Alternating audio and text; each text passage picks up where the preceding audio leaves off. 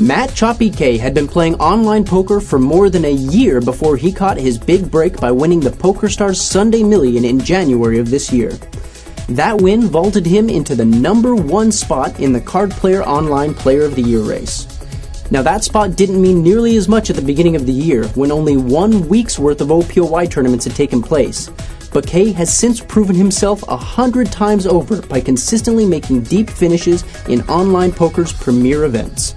He's gone on to make 35 more OPOY qualified finishes and has earned $703,000 this year in OPOY qualified finishes alone.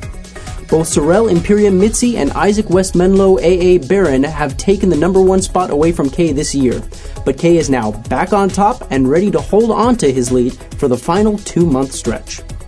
Now Kay is currently underage to play in live tournaments in the US, but he's taking advantage of any live play that he can. He recently played at the World Poker Tour, Turks and Caicos, and in the North American Poker Championship in his native Canada. We've got Kay on the phone right now to talk to us about transitioning into live tournaments, as well as his start in online poker and his trek up the OPOY leaderboard. All right, how are you doing today, Matt? Pretty good. Yourself? I'm doing great. Well, so you've been on the top or near the top of our OPOY leaderboard pretty much all year, although you've had a lot of tough players on your heels. What do you think about your competition? Well, the two players that I'm most worried about would be second and third. So Right. they're right behind me, and I don't have that great of a lead, so it's still anyone's game right now. I just have to keep trying hard, playing a lot. Well, you mentioned the first and second place. That's Isaac Barron and Sorel Mitzi. Do you know anything about them personally? Anything about their play styles? Well, yeah, I have to know if I play them a lot, so yeah. Is there anything in particular that you're worried about with them? Like, do their play styles particularly work hard against you, or? Well, I'm really playing straight up against them. It's more like them playing against other people. Okay. And they both do very well in big and online tournaments. Yeah, absolutely. All three of you have been doing phenomenally well this year so far, to be so as high up as you are on the leaderboard. Well, so you're kind of at a major disadvantage in the live tournaments right now, considering you're underage for the U.S.-based ones.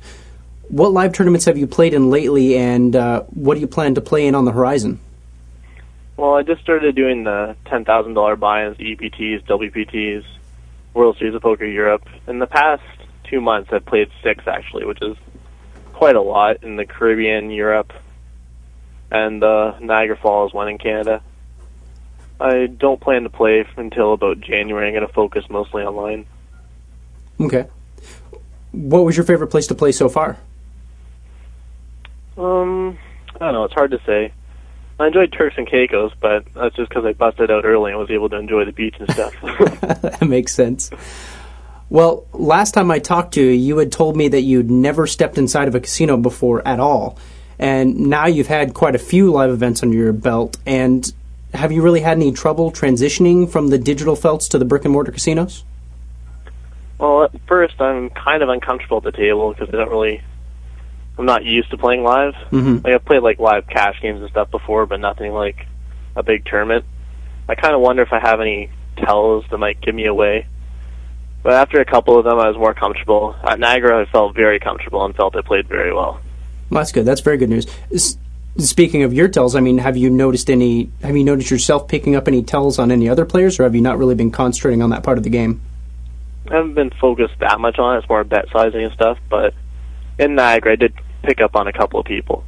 Okay, and did it work out to your benefit, or? Kind of. I noticed afterwards, basically, when other people were in the hands. Then they showed the hand and saw that I was correct, but I didn't really get to use very many of them. I see. That makes sense. Well, so what do you think of the caliber of play in these big buy and live events then? Are there any particular players that you were impressed by? I think most people in the $10,000 buy-ins are pretty bad. It's like lots of them, their bet sizing's all weird, and they just don't really know how to play tournaments that great. Most of the live pros I'm not very impressed with either. However, there are a couple live pros whose game I do respect, and I think they play very well. Do you have any names in particular that you want to mention? I haven't played with too many of them yet, and on TV they just show the final tables in particular hands. Right. But Gus Hansen was on my table in the Niagara Falls tournament. I thought he played pretty good. Okay. Well, what about any of the players that you were not particularly impressed with? I don't know, just a lot of players I'm not really impressed by. There are too many to name. Yeah. Okay, that makes sense. Do you have any particular hands of interest that you were playing in those live tournaments you want to go over with us? Well, online I'm able to, like, call people fairly light often and be correct, but live I haven't really... Like, online I basically went up by making mistakes and then learning from them. Mm-hmm. So live it takes a lot longer to do that. Right. So in Niagara I was trying to figure out who to call with light hands, and the two people I ended up calling down with, like, under pairs, I ended up being correct both times. However, on the first one, they had pocket twos versus my pocket fives and rivered the two. That wasn't too fun. I'm sure it wasn't. I got them back later, though. That's good news. Well, so what is a day in the life of Matt K like nowadays? I mean, how many tournaments are you playing every week, and you just what are you doing when you aren't playing tournaments? Well, every week I don't play too much, really. I play the 3 Illinois qualifying tournaments on Monday, the 3 on Tuesday, the 4 on Wednesday, and all the Sunday tournaments. I basically take Thursday, Friday, Saturday off. I can't play too much, or I get kind of tired of it and bored, and I like to do other things, like going out with friends, playing video games, stuff like that. Well, play guitar, too, stuff like that. Play guitar? Yeah. Gotcha. Well, it's pretty well known by now that you kind of stormed into the online poker scene by taking out the PokerStars Sunday Million in January. How did you get into that tournament? Like, how long did it take you to be comfortable putting up that $200 buy-in, or did you satellite in? Well, during the Sunday Million that I won, I had about a $20,000 bankroll. So I'd played about 20 tournaments over $100 before, 2 $500 ones. And basically that day I woke up kind of early and just decided I'll play every satellite. And I won 3 of 6 or 4 of 8. I basically won half of the ones I played. So I played the Sunday warm-up, and I don't normally play Sundays at this point because my bankroll's not huge. Mm-hmm. But I was doing pretty good in the Sunday warm-up, so I'm like, all right, I'll try out the million. Let's see how this goes. And it went pretty well. It went pretty good. Yeah, I kept getting my money in good. I didn't really suck out until like Final 64, where I won a couple, but nothing overly major. I'm not sure if I actually won I got my money in, yeah, before that I didn't really get my money in bad. Okay. Well, so you said that you had been playing it sounds like a decent number of tournaments that had buy-ins over $100 before this Sunday Million. So how did you work your way up to being comfortable with those buy-ins, or did you have that kind of bankroll for a long time? Well, I just focused more on tournaments come November-ish, maybe October. Of 2006. I kept getting really deep in a lot of them, then busting 10th to 18th, so it was pretty frustrating, but I knew that I could do it. Just a matter of time before I stopped getting unlucky and actually got past the final 18. Right. And I did in the most important tournament, which is perfect. Well, but I mean, so all of those, like, final 2 table finishes, the 18th place finishes, those were enough to build your bankroll so that you were comfortable with those $200 buy-ins? It was back in, about 6 months after I started playing poker. I won a $10 tournament for $1,300, and then a week later I won the 2,280 person tournament for $1,080. Then I started playing cash games and basically built my roll from there. Gotcha. Okay. So I had like a cash game roll. That makes sense. I had worked a job before that and was very good at saving money, so I had enough money to play them. So it's all about bankroll management, pretty much. Yep. Well, so what's the best advice that you can give someone after having won so much money so suddenly? Don't jump into the high-stakes cash games. Did you do that? This happens to a couple of people, and like just because I won the Sunday Million, I wasn't overconfident or cocky or anything like that. I knew I still couldn't probably beat the big cash games. So I just avoided them and just focused on tournaments. Okay, that makes sense. Are you playing in the high-stakes cash games now, then? No. Still not? No, just the tournaments. Is it because of a confidence thing, or do you just not have any desire to play in the cash games? I find cash games kind of boring, but I might get into them sometime. I'll play like 2-4, 3-6 occasionally, sometimes 5-10, but nothing much bigger than that. Okay. Unless it's live, then I'll play 25-50 or 50-100. Right. Just because like the live cash games are a lot easier. Much, much easier. It scales down really, it scales up really quickly in live poker. You play $1, $2, and it's like 1 cent, 2 cent, no limit online. Yeah. What's the best way for a low-stakes player to kind of set themselves up for a big win then, in your opinion? Just lots of low buy-in tournaments. Learn bet sizing correctly. Not to overbet. Try to bet the same with each hand. Like if you're bluffing, you want to bet the same amount. Make it hard for people to guess what you have. Things like that. Okay. Just play a lot of the lower buy-in tournaments. The $22 180 persons were pretty good to learn by because they're short and not too expensive. And they don't take a lot of time. And they run fairly often, so you can get a lot of them in. Okay, that's great. And so you definitely wouldn't recommend, like, you'd recommend just a huge volume of small buy-in tournaments to kind of slowly build up your bankroll to be prepared for some of the bigger buy-in, $200 buy-in tournaments? What was that? You'd basically recommend having a high volume of low buy-in tournaments then? Yeah. Okay. Yeah, occasionally I take a shot at the Sunday Million, but try to satellite into it and stuff like that. I found the $10 rebuy satellites to the Sunday Million very good satellites to play. Okay. Like I'll win them fairly often, and it's a very good way to build your bankroll if you know how to play them. Well, a $10 rebuy satellite for the Sunday Million, then that must award quite a few seats. So how much are you looking to invest in that kind of rebuy? I don't know. Try to get it for 30, maybe 50. Try not to go too much over that. Okay.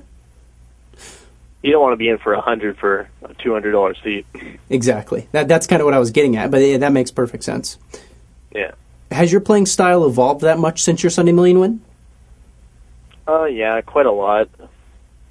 Sunday Million, I stole my way up quite a bit, and now I wouldn't be able to get away with that at all because people know me more. So I just kind of after the Sunday Million, I played a lot of the bigger tournaments, just trying out different things, seeing what worked, seeing what didn't work. After I found out what worked, I did more of that and less of the stuff that didn't work, but still tried out new things. I basically learned by making mistakes. Okay. Well, what did you find out that worked then? I can't really say. I was going to say, are you going to tell us? What mistakes were you making? Could you at least tell us that? I don't know. I tried to forget. Just basically like re-raising out of position and stuff like that when I shouldn't. Gotcha. Or like raising too much. Okay. Things like that. Well, what's the biggest lesson that you've learned since you won that tournament in January then, since you won the Sunday Million? Not too sure. Just slowly work my way up. Don't get too overconfident. After the Sunday Million, I basically wanted to prove that it wasn't just a one-time fluke. I really wanted to win more. When you've like definitely lots of people to win the Sunday Million have only just won the Sunday Million. That's it. I wanted to make sure I just wasn't one of those people. Yep. That's actually exactly what I was going to say. I was going to say a lot of people, they won the Sunday Million and they kind of drop off the face of the earth, but you've definitely kind of shown some follow-through, and you won the Sunday Million, which was your first huge score and your first score on the Online Player of the Year, and then you just completely followed through. You made a whole bunch of OPOY qualified cash since then. So that's just definitely proven your worth to the online poker community. Yeah. What do you think is the best quality that a poker player can have? What do you think your best quality as a poker player is? I think my best quality is the ability to trust my instinct. Okay. Like calling people down with like under pairs. Like you have like pocket fives on a king, jack, something board, and you're really sure that you have the best hand, but you're like, but there's a king and a jack out there. I don't know if I want to risk it. Like if you play enough, and if you think you're right, you should call it. You shouldn't fold just because of like you're afraid that you could be beat. You have to really trust your gut. Well, but then again, I mean, there's a lot of people out there who their gut's consistently wrong, or they... Well, if you can learn from your mistakes, then like that's what I've done. Like I was wrong a couple of the times, and eventually just learned to call correctly most of the time. Okay. That makes sense. Well, so in what areas do you think that you're still lacking? Cash games, basically, because I haven't worked too much at them. What about in tournaments? Play more cash games. I'm sorry? I'd kind of want to play more cash games if I can get interested in them. Well, when do you think you're going to try to ramp that up? I don't know, maybe in the new year after I got some more breaks from all these tournaments. Okay. What stakes do you think you'll jump into to start? 3, 6, 5, 10. Okay, so still slightly smaller stakes. Like random sites that might be easier as well. Okay. Well, what about with tournaments? Do you still have any leaks that you're cognizant of there? I'm not sure. I'll find them eventually if there is some.